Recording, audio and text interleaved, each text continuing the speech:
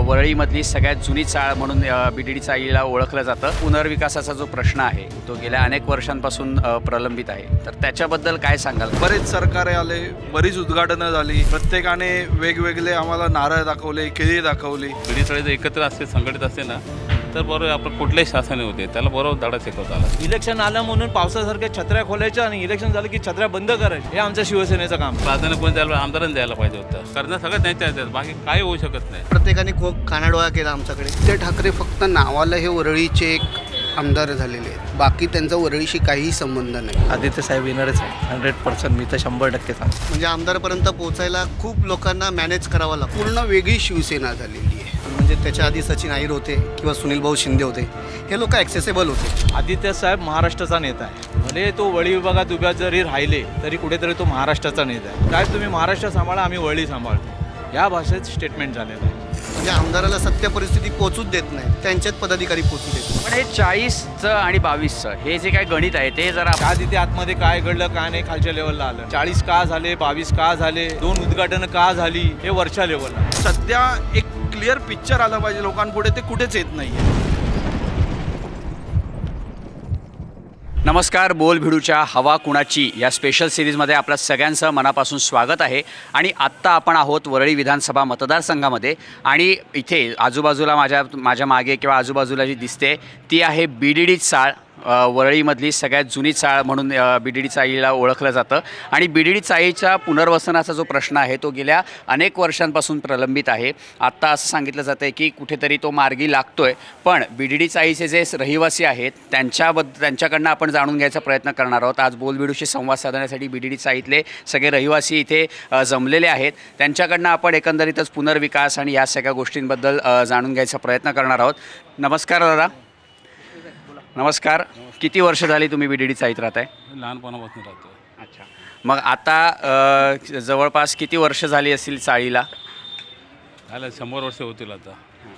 आणि हा जो चाळीचा जो पुनर्विकासाचा जो प्रश्न आहे तो गेल्या अनेक वर्षांपासून प्रलंबित आहे, तर त्याच्याबद्दल काय सांगाल? कशा पद्धतीनं डेव्हलपमेंट होत गेली किंवा काय रखडण्याचे कारण काय वाटतं तुम्हाला? रखडण्याचं कारण म्हणजे सरकार बदललं, त्यामुळे सगळं गोंधळ झाला मेनमध्ये।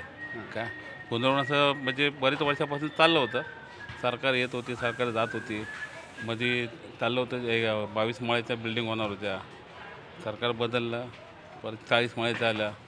राजकारण, दुसरं काय नाही, म्हणजे राजकारणापायी राजकारणापायी झालेलं सगळं तुमचं आणि आमचं।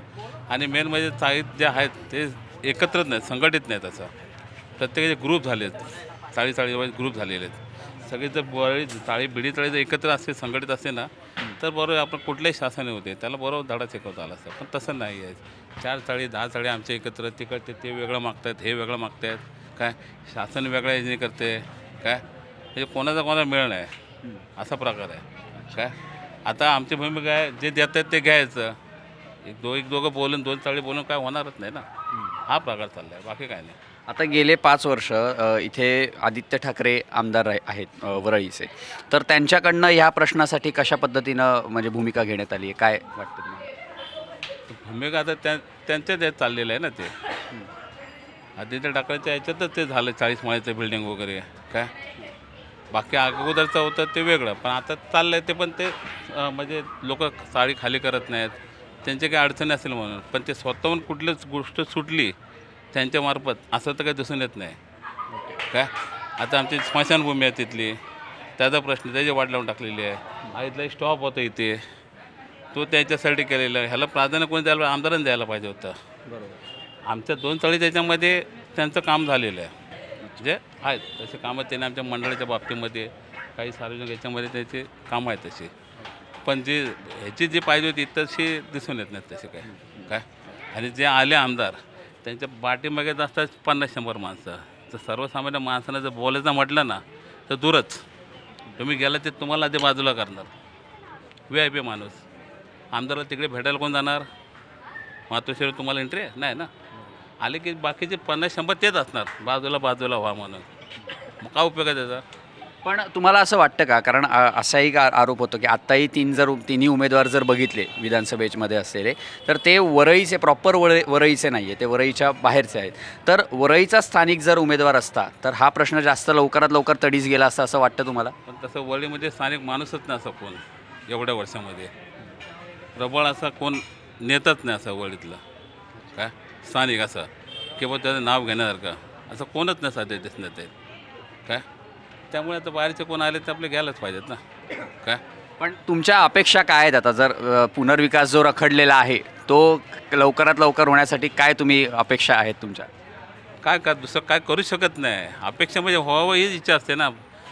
सगळं करणं त्यांच्या राजकारणाच्या हातात आहे काय. आपण फक्त आपली इच्छा सांगणार, हे करा ते करा हे पाहिजे, बाकी करणं सगळं त्यांच्या हातात, बाकी काही होऊ शकत नाही. त्यांच्या हातातच सगळं काय. दादा, तुम्ही काय सांगाल पुनर्विकासाचा हा जो काही प्रश्न आहे गेल्या अनेक वर्षांपासून प्रलंबित, त्याबद्दल काय तुम्ही सांगू शकाल? मी झोपडपट्टीत राहणारा मुलगा आहे आणि माझा जन्म त्याच झोपडपट्टीत झाला आहे. मी जिथे राहतो वैयक्तिक त्या विभागाचा डेव्हलपमेंट झाला नाही. म्हणजे मी जिथे असतो तिथल्या चारी बाजूला डेव्हलपमेंट झाले, पण मधला माझा पॅसेज असंच राहिला आहे. ह्याची तक्रार आम्ही खूप मुख्यमंत्रीपासून ते महानगर आयुक्तांकडे, आमदाराकडे, खासदारकडे, नगरसेवकाकडे प्रत्येकाकडे केली, पण प्रत्येकाने कानाडोळा केला आमच्याकडे. आम्हाला आमची ॲग्रीमेंट पण झालेली बिल्डरबरोबर, पण त्यानंतर त्यांनी आम्हाला सांगितलं की तुम्हाला या प्रोजेक्टमधनं डिलीट करतो. ह्याची तक्रार बरेच वेळा. पण का डिलीट करण्याचं काय म्हणजे कारण होतं? कारण तो बोलत होता की ही प्रायव्हेट प्रॉपर्टी आहे. म्हणजे त्यांनी जी BMCची प्लॉट होती तेवढं त्यांनी डेव्हलप केलेली, त्याला चिटकूनच होती ती प्रॉपर्टी, त्यांनी डिलीट केली.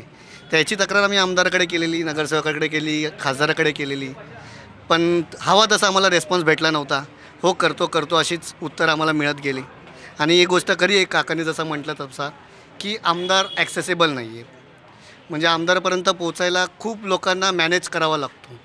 म्हणजे आमदाराला सत्य परिस्थिती पोचूच देत नाहीत, त्यांचेच पदाधिकारी पोचू देत नाही.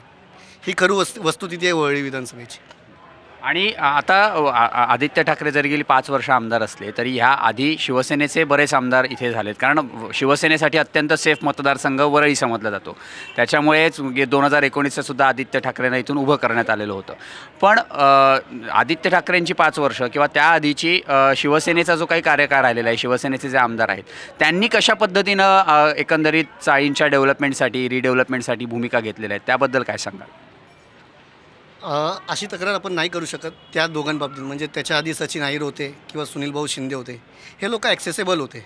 म्हणजे आपण रस्त्यातनं जाताना पण कधी हाक मारली ना की दादा म्हणून, ते गाडी थांबवायचे आणि ताबडतोब प्रश्न मिटवायचे. आणि याची जाहीर अभिनंदनाची पोस्ट माझ्या फेसबुकवरनं आम्ही केलेली आहेत. असे तुम्हाला वाटत असेल की आम्ही एखादा पक्षाचा असलो तरी त्यावेळी जेव्हा सुनील शिंदे होते त्यावेळी त्याला रस्त्यावरनं जाताना हाक मारली की दादा आमच्या बिल्डरने रस्ता ब्लॉक केले, दादा गाडीतनं उतरले, त्या बिल्डरची माणसं होती त्यांना दमदाटी केली आणि आमचा रस्ता मोकळा करून दिले. एक ॲक्सेसेबल नाही आहे, बाकी काही तक्रार नाही. आपण अजूनही काही लोकांशी इथे संवाद साधण्याचा प्रयत्न करूया. किती वर्ष झाली तुम्ही BDD साईत राहताय? जन्मापासून 49 वर्ष. 49 वर्ष. मग 49 वर्षामध्ये BDD साईच्या एकंदरीत म्हणजे रिडेव्हलपमेंटचा जो काही प्रोजेक्ट आहे तो रखडलेलाच आहे, म्हणजे गेली अनेक वर्ष. तर त्याची नेमकी कारणं काय वाटतात तुम्हाला? त्याच्यामध्ये नक्की कारण बघाल तर एकतर सरकारचं त्याच्यामध्ये व्यवस्थित धोरण नाही आहे आणि त्यात आमच्या आपल्या BDD जाईतल्या रहिवाशींची पण भरपूर म्हणजे त्यांची जी एकी पाहिजे ती पण नाही आहे. आत्ता लोक एकत्र यायला लागले आहेत कारण समजायला लागलं की ह्याच ह्याच्यात राहून फायदा नाही, आपल्याला पण काहीतरी बदल पाहिजे, त्याच्याबद्दलच तेच. पण मग आता गेल्या 5 वर्षांमध्ये आदित्य ठाकरेंनी ह्यासाठी कशा पद्धतीनं ठामपणे भूमिका घेतली आहे, काय वाटतं तुम्हाला? आदित्य ठाकरे फक्त नावाला हे वरळीचे एक आमदार झालेले आहेत, बाकी त्यांचा वरळीशी काहीही संबंध नाही. ह्याच्या आधीची जी शिवसेना होती, बाळासाहेबांची शिवसेना होती, तेव्हाचे जे आमदार होते, खासदार होते, रात्री अपरात्री धावून यायचे. आता तसं नाही आहे, ही पूर्ण वेगळी शिवसेना झालेली आहे. आणि आता असं पण सर्व पक्षांना चान्स दिलेला आहे. एक पक्ष म्हणजे आता राहिलेलं महाराष्ट्र नवनिर्माण सेना, एक वेळ काहीतरी बदल घडवायचा आहे, एक आणखीन 5 वर्ष. फक्त माझी सगळ्यांना एक विनंती आहे की एक बदल म्हणून एक राजसाहेबांच्या हातात आपण उमेदवार बघू नका, राजसाहेबांना बघा आणि मतदान करा. म्हणजे उमेदवार बघू नका असं तुम्ही म्हणताय, पण संदीप देशपांडे हे सुद्धा माहीम विधानसभेमध्ये त्यांचं कार्यक्षेत्र राहिलेलं आहे. गेल्यावेळी ते माहीममधनं उभे होते. तर तुम्हाला असं वाटतं की ते जर आत्ता वरळीमधनं भविष्यात जर आमदार झाले तर त्यांच्याकडनं हा प्रश्न तडीस लागू शकतो लवकरात लवकर?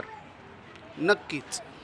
ते आता आम्ही बघतोय ते आत्ता देखील म्हणजे ते त्यांचं जे काम करायची म्हणजे एक हे बोलतात लकब आहे ती त्या पद्धतीनेच आहे.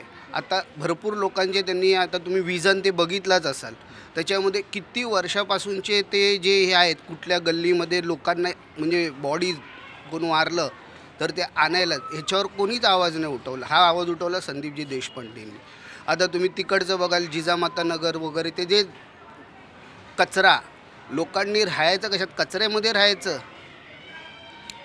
हे सर्वसामान्य माणसांना लक्षात घेतलं पाहिजे. 5 वर्ष आपण ते एका आमदाराला दिली आहेत, त्यांनी काय केलं 5 वर्षात, त्यांनी काय केलं पाहिजे.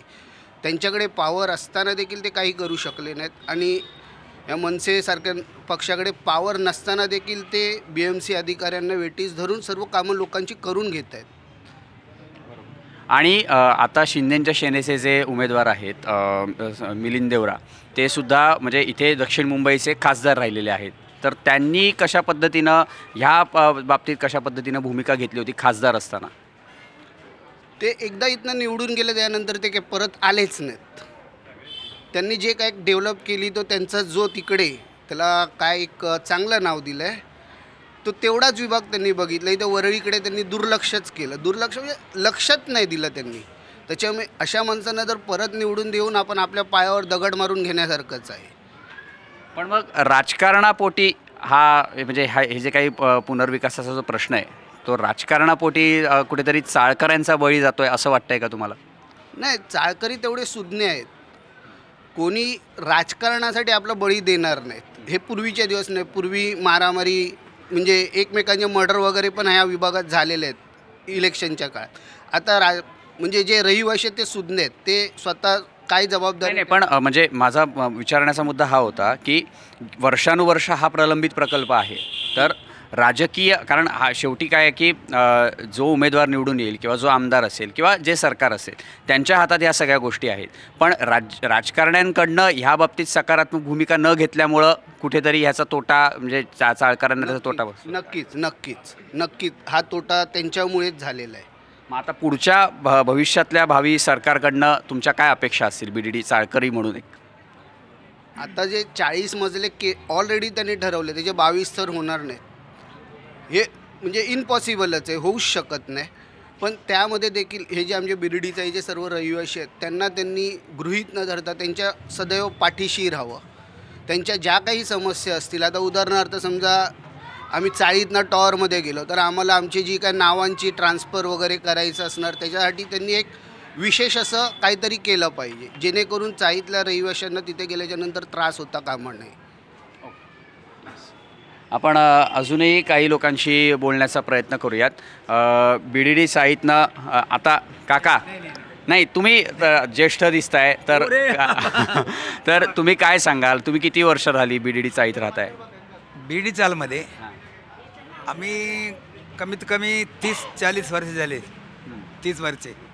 पण पुनर्विकासाचा जो प्रश्न आहे तो अजूनही सुटलेला नाही आहे BDD चाळीचा. तर त्याच्याबद्दल काय सांगाल? कशामुळे हा प्रश्न अजून म्हणजे मार्गी लागत नाही आहे? ते पुनर्वसिक प्रकल्प जे आहे ना ते चालतात ते बरी आहे असं काही नाही. लेकिन ते कायदा कानूनमध्ये माणसाला सोय द्यायला पाहिजे. ती त्यांच्या अडचण काय, त्यांच्या हक्क काय, ते हक्कासाठी संपूर्ण दिला तरीच बरी आहे. पण मग ते जे हक्क आहेत ते सोडवण्याचा कुठे आमदारांनी प्रयत्न आमदारांकडनं झाला नाही असं वाटतं का तुम्हाला? आमदारच्याकडे आता इलेक्शन आहे, त्यांच्याकडे कोणी जायला पण ते लोक भेटत नाही ना. आता सर्व लोकांनी इलेक्शनमध्ये पडलेलं आहे. काहीतरी त्यांच्याकडे राय घ्यायला जातात ना, पण ते भेटत नाही ना, आहे ना, भेटत नाही ना. म्हणून गप्प राहिला सर्व माणसाने. आणि हे 44 माला ते आहे ना ते ॲक्च्युली एवढे मोठे बांधायला नाही पाहिजे होता. पण ते झाले आता ते सर्व. आता कोण काय करणार त्यांच्याबद्दल आहे ना. 44 माला म्हणजे काय?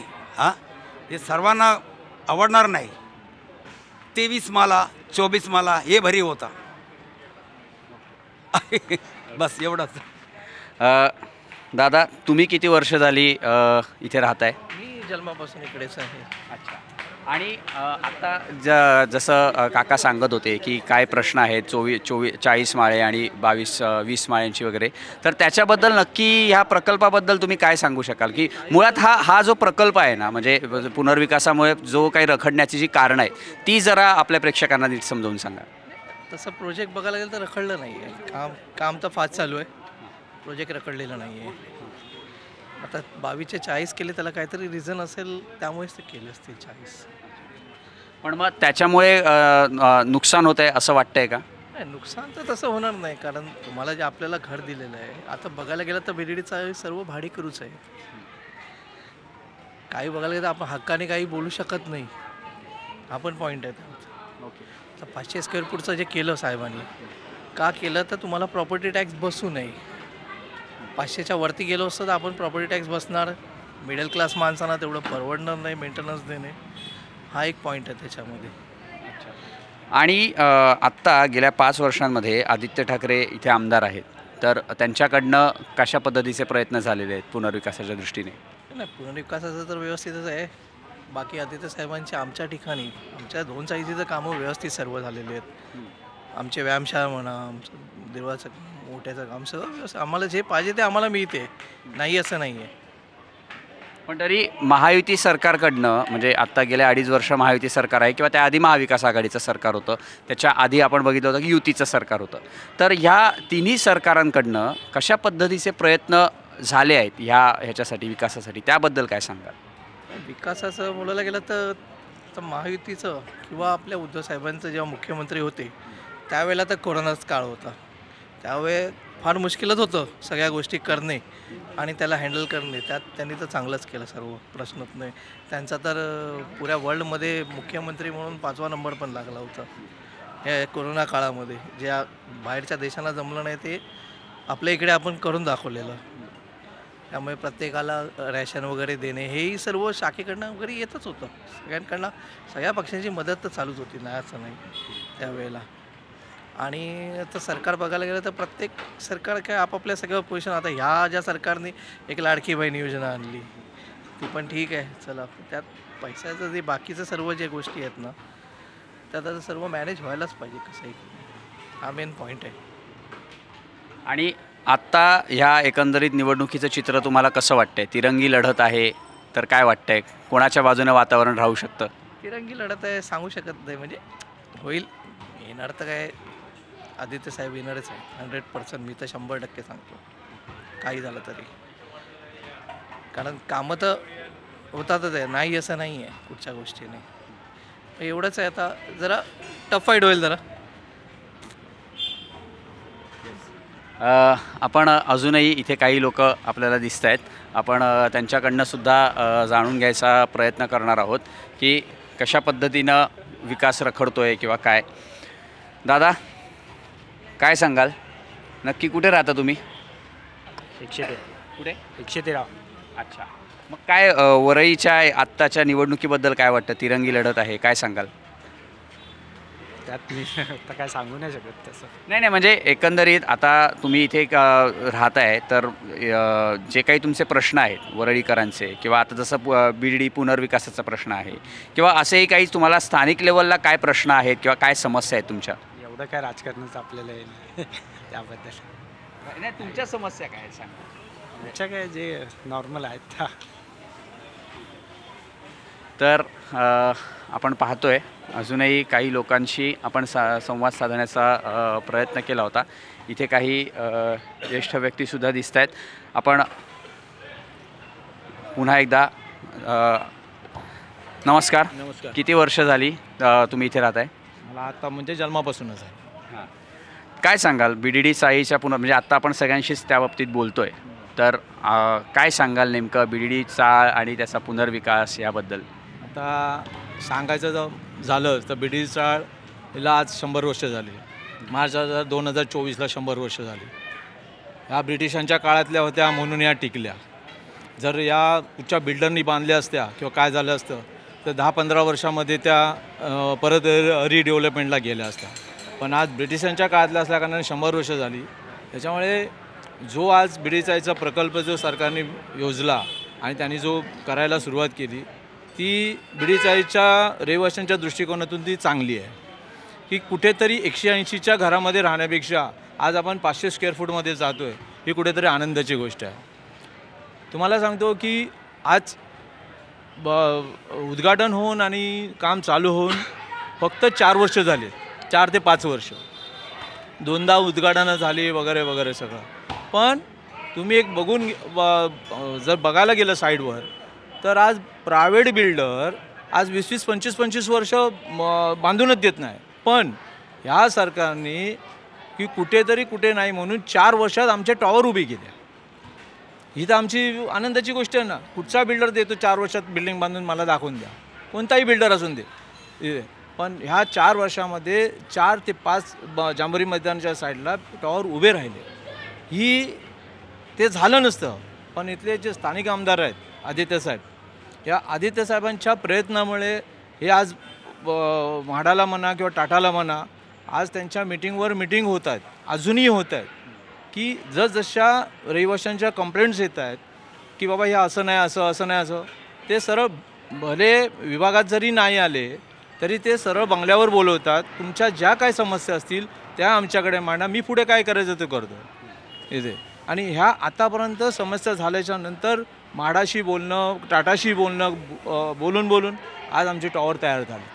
पण आत्ता असेही काही म्हणजे आरोप होत आहेत. आत्ता मगाशी आपण काही लोकांशी संवाद साधला तेव्हा त्यांनी असं सांगितलेलं होतं की आदित्य ठाकरे कुठेतरी ॲक्सेसिबल नाही आहेत. तर त्याबद्दल काय सांगाल? एक लक्षात घ्या, आदित्य साहेब महाराष्ट्राचा नेता आहे, कळलं ना.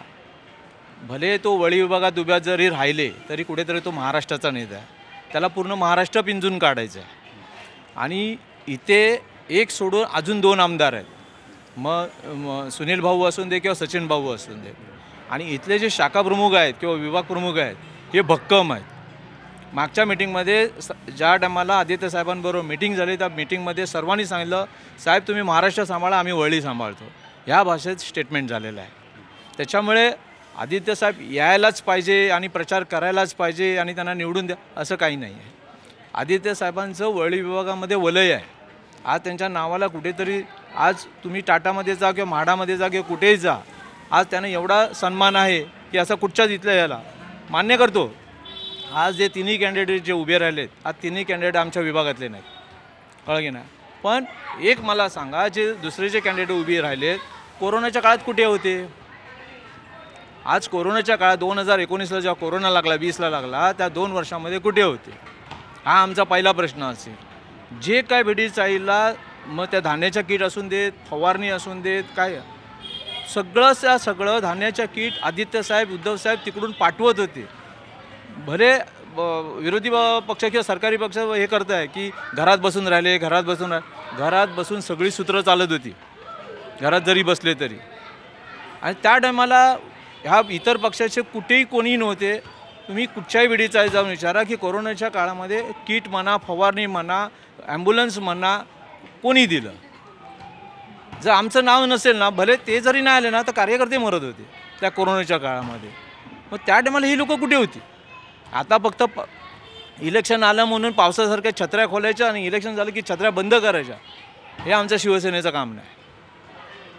म्हणजे तुम्हाला असं वाटतंय की एकंदरीतच आदित्य ठाकरे असतील किंवा शिवसेनेकडनं बीडीचाईसाठी चांगल्या पद्धतीनं कामं केली जात आहेत? नक्कीच करतात काम. त्यांचं परिपूर्ण लक्ष आहे. इतकं लक्ष आहे की ते इथे जर व्हिजिट असेल, इथे उद्घाटन असतील तर ती उद्घाटनं करून व्हिजिट करून ते पहिले तिथे बघायला जातात की कितपत झालं आहे, केवढं झालं आहे, काय राहिलं आहे. हे त्यांचं परिपूर्ण लक्ष आहे की डेव्हलपिंगचं काम. असं नाही आहे की लोकांनी आता त्याचा अप्रचार चालू केला आहे की आमदार दिसतच नाही, आमदार 5 वर्ष येतच नाही, रिडेव्हलपमेंट. तुमच्या माहितीसाठी सांगतो, जो 22 मजल्याचा जो टॉवर होता, तुम्ही बिलीव्ह नाही करणार, आमची एक हे होती, समिती होती, त्या समितीचं पहिलं लेटर आमच्या आदित्य साहेबांना की 40चे 22 करा म्हणून. आम्ही स्वतःच त्यांना बोललो, पण त्यांनी सांगितलं नाही, सगळं प्लॅन उभा राहिला, आता ते शक्य नाही म्हणून. पण हे 40चं आणि 22चं हे जे काही गणित आहे ते जरा आपल्या प्रेक्षकांना तुम्ही समजावून सांगाल. कसं आहे माहिती आहे, ते वरच्या लेवलला माहिती आहे. त्या तिथे आतमध्ये काय घडलं काय नाही खालच्या लेवलला आलं नाही. 40 का झाले, 22 का झाले, 2 उद्घाटनं का झाली, हे वरच्या लेवलला माहिती. त्याच्यामुळे मी काहीच बोलू शकत नाही. तर आपण बघितलं की आत्ता BDD साईमधले जे रहिवासी आहेत त्यांच्याशी आपण संवाद साधला. अजूनही काही जणं आपल्याला इथे दिसत आहेत. काय सांगाल, किती वर्ष राहत आहे BDD साईत? BDD साई जवळजवळ झाली आता 45 वर्ष. आणि आत्ता एकंदरीतच पुनर्विकासाचा जो प्रश्न आहे त्याबद्दल काय सांगाल? पुनर्विकासाचा प्रश्न तसं म्हणायला गेलं तर आमच्या आयुष्याशी निगडीत, राहणीमानाशी निगडीत ज्वलंत प्रश्न आहे.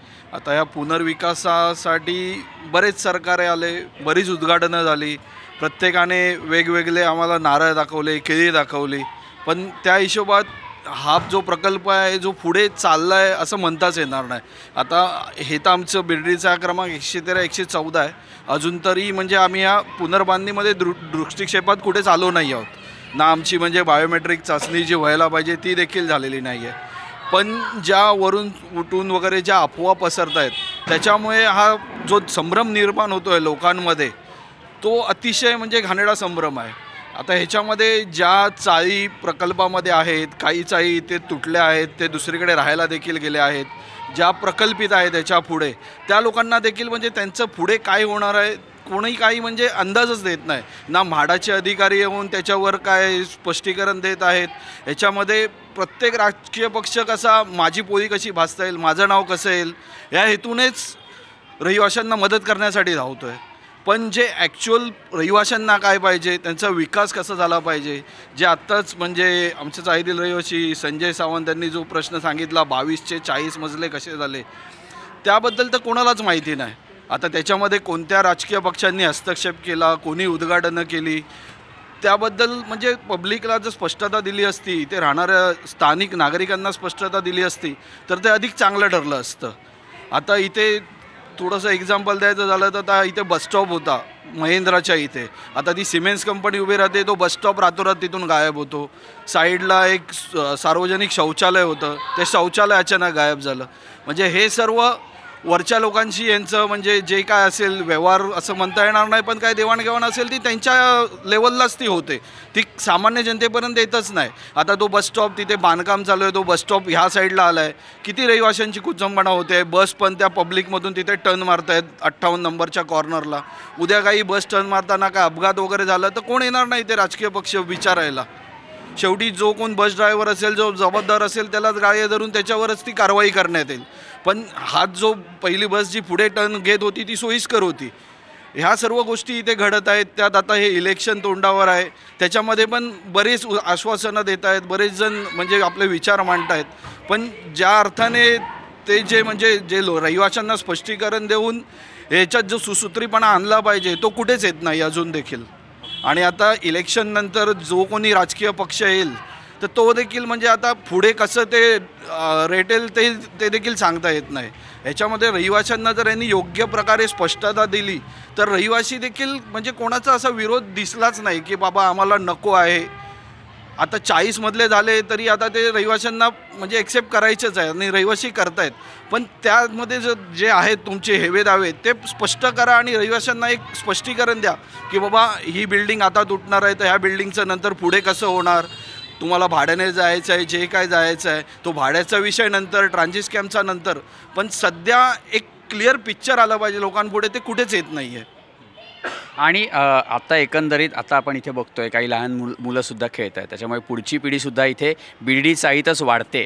तर आत्ता तुम्हाला असं वाटतं का की ह्या पिढीच्या दृष्टिकोनातनं म्हणजे आता चाळकरांना नेमक्या काय समस्या आहेत आणि त्या समस्या पुढच्या पिढीला भेडसावू नये म्हणून तुम्हाला काय वाटतं, एकंदरीतच चाळकरांच्या ह्या समस्यांबद्दल काय सांगाल? तर चाळकरांच्या समस्या म्हणजे चाळकरांच्या म्हणजे सर्वसामान्य समस्या आहेत. जसं म्हणजे आता आपण बाहेर एखादी रूम घ्यायला गेलो तर आपण म्हणजे तिथलं पूर्ण असं फर्निशिंग फ्लॅट वगैरे बघतो किंवा आपण तिथे म्हणजे बिल्डर जे काय एम्युनिटीज प्रोव्हाइड करतो आहे ते बघतो. ह्या तर म्हणजे माझ्या मते तरी म्हणजे BDD सायन्ससाठी ह्या बेसिक गोष्टी नाही आहेत. आता त्याच्यामध्ये एक पार्किंगचा विषय लावून धरला होता. आता तो पार्किंगचा विषय पण महत्त्वाचा याच्यासाठी आहे. आता कित्येक खोल्या आहे की ज्यांच्याकडे अजून कार देखील नाही आहे खोलीमध्ये, तरी त्यांना तो प्रश्न आहे पार्किंग पाहिजे. आता पार्किंग ह्याच्यामध्ये कसं पुढे जाऊन कोणी म्हणजे प्रगती केली आपल्या आयुष्यात, एखादं वाहन विकत घेतलं तर 2 रूममध्ये 1 पार्किंग आहे, 2 रूममध्ये 1 पार्किंग आहे, तर त्याच्यावरून ते वाद चिघळणार, ते वाद होत राहणार. त्याच्यानंतर आता लहान मुलांचा जो तुम्ही प्रश्न केलात, आता आमची जवळजवळ ही 3री पिढी आहे BDD आहेत. आता आमची पण मुलं आहेत. तर या वरळीमध्ये तर बघायला गेलं तर असं म्हणजे स्टँडर्ड स्कूल नाही आहे. डॉक्टर बाबासाहेब आंबेडकर एक म्युन्सिपाल्टी स्कूल आहे, एक गावडे हायस्कूल आहे आणि मराठा हायस्कूल आहे. हे 3च शाळा आहे. पण आता लोक काय विचार करतात की माझ्या मुलाने CBSE शाळेत शिकावं किंवा ICSE शाळेत शिकावं, तर त्या दृष्टीने वरळीमध्ये ते नाहीच आहे. ते म्हणजे कोणत्याच राजकीय पक्षाने प्रयत्न केले असतील पण अजून त्याच्यामध्ये काही सफलता नाही आहे. दुसरी गोष्ट एक म्हणजे प्रॉपर हॉस्पिटल वरळीमध्ये असलं पाहिजे. आता ऐकिवात असं आहे की पोद्दार हॉस्पिटल आहे, त्याच्यामध्ये ICU वगैरे सर्व काही ओपन होणार आहे. म्हणजे त्या दृष्टीने जर प्रयत्न झाले तर ते म्हणजे जी काय पुढची पिढी आहे त्यांच्यासाठी देखील ती चांगलं ठरू शकतं आणि ते देखील त्या दृष्टीने आपल्या आयुष्यात प्रोग्रेस करू शकतात. येस, थँक्यू, खूप खूप सो मच. आणि आत्ता आपण बघितलं की BDD साईतल्या एकंदरीत सगळ्या रहिवाशांशी आपण इकडे गप्पा मारल्या, त्यांच्या समस्या काय आहेत, त्यांच्या मागण्या काय आहेत त्या जाणून घेण्याचा प्रयत्न केला. वरळी विधानसभा मतदारसंघातली ही अत्यंत महत्त्वाची चाळ म्हणून BDD चाळ ओळखली जाते आणि खूप वर्षानुवर्ष जो पुनर्विकासाचा जो प्रश्न आहे त्याबद्दलच्या लोकांचं काय मत आहे ते आपण जाणून घेण्याचा प्रयत्न केला. असेच बोलभिडूचे व्हिडिओज बघण्यासाठी तुम्ही नक्की बोलभिडूच्या यूट्यूब चॅनलला सबस्क्राईब करा आणि नोटिफिकेशन्ससाठी बेल आयकॉनला नक्की प्रेस करा. धन्यवाद.